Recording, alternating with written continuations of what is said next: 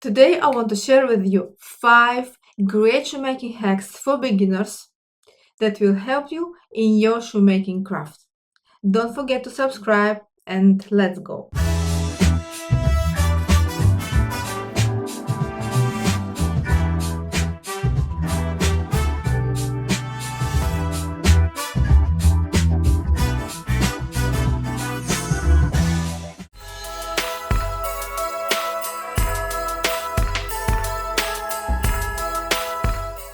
Each data type has different directions of stretchiness. And to cut your pattern correctly, you should choose the direction where your leather stretches less. So when you will last your upper, it will not stretch too much and will not enlarge and will lay good on your shoe last.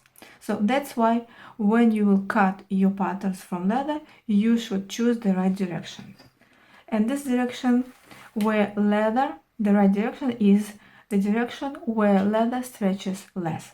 So how to choose this direction? You should check your leather. Just stretch leather in each direction. In this one, for example, you see how it stretches. And if I will pull leather in this direction, you see that in this direction leather stretches more. That means that in this direction it stretches less, and I should place my patterns in this direction and cut it in this direction, so after I will cut it, it will not stretch too much during lasting.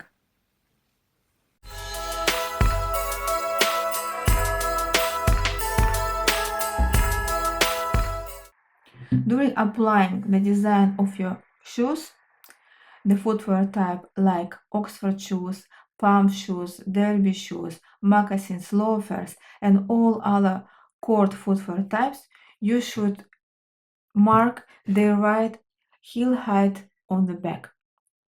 So if you will mark it correctly, this upper, the edge of the top line in the finished shoes will not hurt you, or it will not slide down from your heel. So the right measurement here that you need to measure is for size 37 is 54, and you should mark this distance from the edge, the bottom edge, the feather line of the insole along the central line. Mark 54 millimeters for size 37. So measure it and mark here line. And this will be the right heel height of your bag in court footwear types. For each other size, this measurement enlarges or reduces. For example, as I said before, for size 37, this distance is 54 millimeters. For size 38, it enlarges on 1 millimeter, so it will be 55. For size 39, it will be 56. For size 36, it will be less on 1 millimeter, so this measurement reduces and it will be 53, and so on. So measure this distance according to the shoe size, according to the size of your shoe last.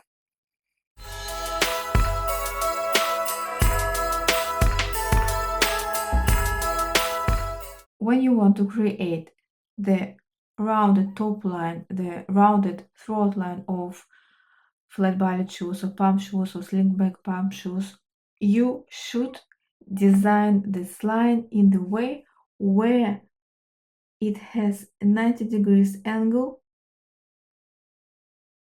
toward the central line here. So this line that you will apply on the shoe last to design the throat line must be in 90 degrees angle toward the central line.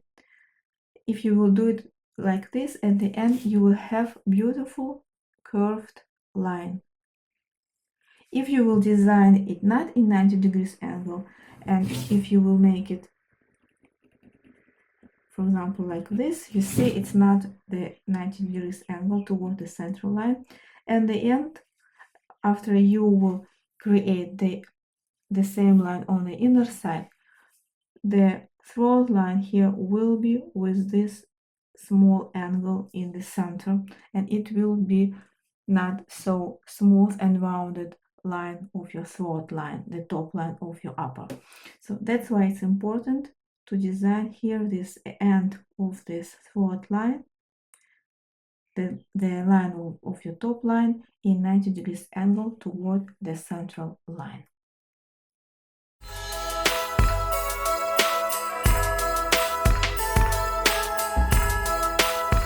After you will attach your masking tape pattern of flat-barreled shoes, palm shoes, or any other footwear tab to the cardboard, you should observe your masking tape pattern well, and you need to fix lines if they are not accurate, not smooth. See, for example, this side line of the throat line. You see it has some waves, it's not straight line, so it will not be very comfortable to work with this line, to make patterns with this line, because at the end, after I will add here, for example, folding, it will follow the same line and will be not accurate as well. So I will cut like this, and it will be very comfortable, it will be very confused to fold this edge because it's not straight, and I will not know how to fold it correctly. Is it lined for purpose like this, or if it's mistake? So that's why you should correct it, and you can correct it very easy with simple ruler. There are special curved rulers to correct throat line of flat-barreled shoes or any other line, but you can work with this simple ruler. How to do it? Connect between lines that extends, between points that extends, and make this line straight. You see, now it looks much better. For example, here, if I have some bump, I will cut it. I will mark a new line that will connect between the two previous lines that I designed, I drew here, okay? And so on. Continue, for example, if you will have here some bump, for example, here, I also can use ruler, straight ruler, and move it like this and create here beautiful curved line. So at the end, after I will add here folding, I will have neat and accurate line that will be comfortable to work with.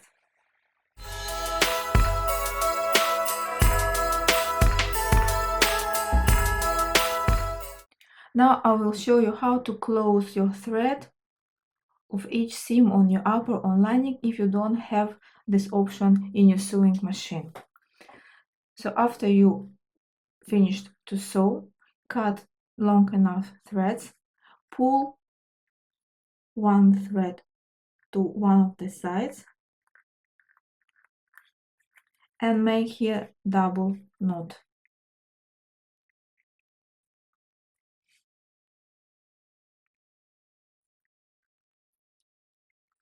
Then, after you will make here double knot,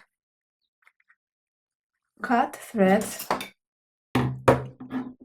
edges of the threads, and burn it with light.